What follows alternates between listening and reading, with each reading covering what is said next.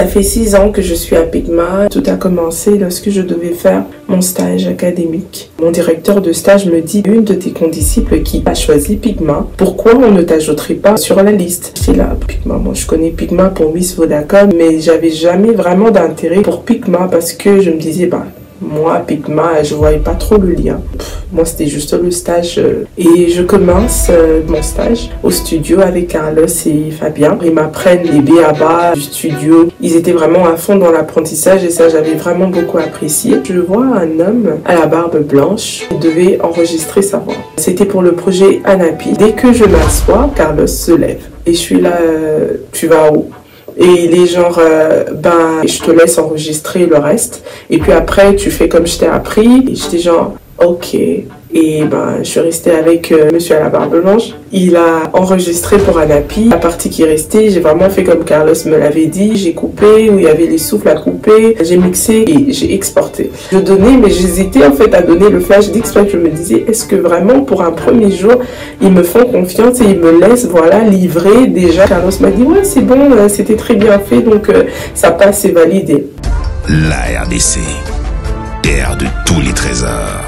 Je pense que c'était pour moi un début positif de leadership, de valeur leadership que j'avais appris de Pigma. Et un jour, j'arrive au studio et Carlos qui me dit on te transfère au département de Créa Concept. Donc je monte et monsieur Tati qui arrive, qui me tient presque par la main, qui me dit on a une réunion urgente entre prends tout ce que tu as pour noter. Ok, Jean, je sais déjà pas ce que c'est, mais bon, on y va quand même. Je me rappelle bien que c'était une des campagnes probantes. Je commence donc à noter. J'ai quand même une portion d'idées. Je raconte, il n'y avait rien de structuré puisque je finis. Monsieur Tati qui dit, c'est quoi l'idée? Pour moi aussi, je me posais la même question. C'est quoi l'idée pour moi? C'est là qu'il fallait que je commence à apprendre. Il me donne quelques débriefs, les premiers jargons que j'apprends déjà. Et tout le monde apprécie bien l'idée. Et je commence à me sentir quand même assez intégrée dans l'équipe, mais aussi dans cette matière même qui est la conception, la toute première campagne. Commencer un soir, il y a Alain qui fait un appel, qui dit en tout cas c'est urgent, il faut qu'on puisse sortir une campagne. C'est là que pendant qu'on était autour de l'idée même,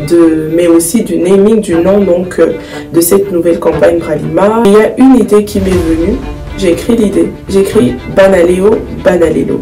Mais Alain, il avait parlé. Et je me suis dit non, là il faut que je puisse l'interrompre. Et je lui ai dit, j'ai trouvé une idée. Banaleo, Banalelo. Et unanimement, tout le monde s'est mis, ouais, c'est super, ouais, moi j'aime beaucoup, en tout cas c'est pas mal, on pourrait faire ci, on pourrait faire ça. Et les idées ont commencé à couler comme ça. Et Alain Yaf qui me dit, je te donne le lead de la campagne et on sort la campagne. Elle commence à prendre ampleur et tout le monde en parle. Je vois des panneaux, je vois ce concept qui tient à la bouche des personnes. Les gens en parlent, ils font des vidéos, des challenges autour de ça. Et c'est un concept que j'ai toujours gardé en mode silence. Je me dis vraiment, c'est arrivé, voilà, un soir chez moi comme ça.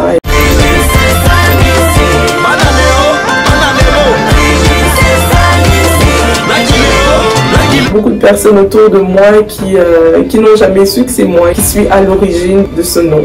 C'est un projet dont je suis vraiment fière en étant la conceptrice et je me rappelle étant enceinte à la maison.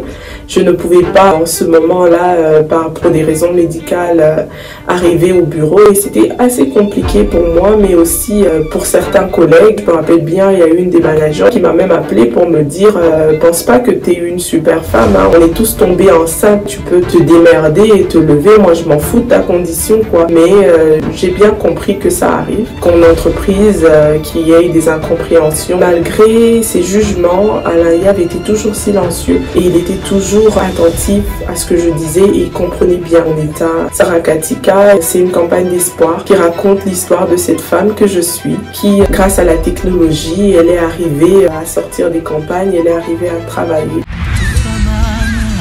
Pour sa fille et tous ceux qui ont cru en elle, elle a transformé ses obstacles en opportunités. C'est là que cette histoire d'amour avec Pigma, mais aussi avec la Créa a commencé. Lorsque je vois toutes ces belles campagnes, bien que loin du pays, mais je peux voir comment je participe à ces campagnes telles que Pigma au féminin, recevoir même le logo qui va avec. Je vois même cette campagne 20 ans avec les simulations d'images en intelligence artificielle. J'en suis fière puisque j'ai passé une nuit blanche à concevoir cela. recevoir aussi la phrase 20 ans d'histoire qui marque le temps. Pigma a commencé avec cette rumeur qu'on initiait tous les agents qui a adhéré. Je pourrais dire que oui, il y a cette initiation liée à la création, mais aussi au fait de pouvoir ressortir le meilleur de nous-mêmes. Je suis fière d'avoir croisé Pigma. Je m'appelle Jemima Muknabokolo et mon histoire marque le temps.